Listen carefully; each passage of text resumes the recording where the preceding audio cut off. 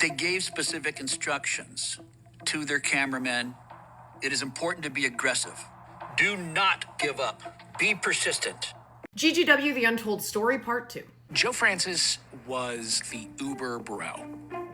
You did get the sense that he wanted proximity to fame and to glamour. Joe, the Uber bro, and like we said in part 1, he wants this proximity to celebrity, and he's building this company, and this company is building at an amazing speed. And the way that they're selling the tapes at the beginning, even with the advertising, is they're blind calling people and saying, hey, you know what? And this probably sounds familiar. We're going to send you the first 2 for free, and then we're going to charge your credit card every month and send you new videos. And on blind calls, the people just making the calls were making $50,000 to $70,000 per year. And the first year that GGW was completely going, they made $20 million. In the early 2000s, we had problems with licensing footage from other third parties.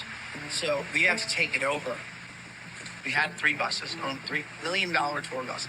Just toured the country, did events every single night. How many cameras per bus? 3 to 4. So you got 3 buses. So they drive cross country. Crisscross the country all the time. So that's when they start touring the country. But there's a very specific plan behind this. They want a very specific type of girl. They want a very specific city because they say, they're like, well, if we go to New York and LA, it's a different vibe. They don't want to do it. So they intentionally target smaller towns, people who are on vacation, people who they think might be bored, people who have had a few to drink. There's a very specific method to the madness. I remember one time this girl comes running up to Joe and she's like, hey, how do I get on Girls Go Wild? Joe looks at her and Joe's like, you ain't good enough. Now, that part of the documentary was not a surprise to me from personal experience, and we've all got a past, okay? But in 2004, GGW came to Albuquerque, and me and 2 of my girlfriends went. They were blonde, Abercrombie, gorgeous, exactly what they were looking for. This was me on my 17th birthday, and I was not what they were looking for, so they literally pointed at me and were like, not hot. Now, Joe wasn't there. It was just the people that were working for him, and I was really, really upset about it at the time, but, you know, hindsight being what it is. Why would I pick a picture of me when I was 17? Because that's how old I was when this happened. My girlfriends were also 17, and to my knowledge are still on those tapes, and I know what you're saying. Oh, report it. Yeah, as we get through this series, you're going to realize that he's rich enough, nobody cares that he did that, and that it's still out there. Celebrities endorsing the brand was a big deal. It sold more tapes, but it also made the brand seem cool. One of Joe's earlier TV appearances is on a show called Jenny Jones, and you can see how popular Girls Gone Wild is and how popular it is with the guys. They are treating Joe like he's a goth. Celebrity culture was wild. We'll get into his relationship with the Kardashians. If you ever watched that show, you'll remember him calling over and over. And then at one point they were even wearing Free Joe t-shirts, even with what he was in trouble for, which is a lot. Then this is him with Wilder Valderrama, Ashton Kutcher, and Danny Masterson. He sees girls letting their freak flag fly. So he was selling young girls this assertion that what he was giving them was freedom and power, that we are not exploiting these young women. We're giving them an opportunity to empower themselves. And actually, he was offering them anything but. Maybe freedom, but absolutely no power.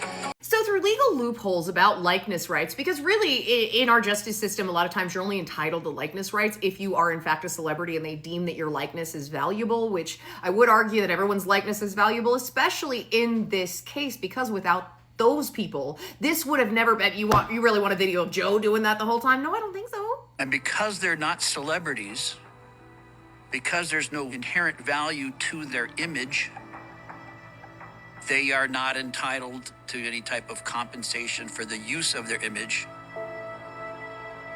even though by appropriating the likenesses of these young women, Joe Francis literally made tens of millions of dollars. Although the attorney did not win that case and they did rule in favor of Joe Francis and GGW, it did reveal some things about how the cameramen were approaching these people and how inappropriate that was. There's no problem with being aggressive. There's no problem with being aggressive. I'm always aggressive and persistent. And you know what? If I took no for an answer, I wouldn't be where I was.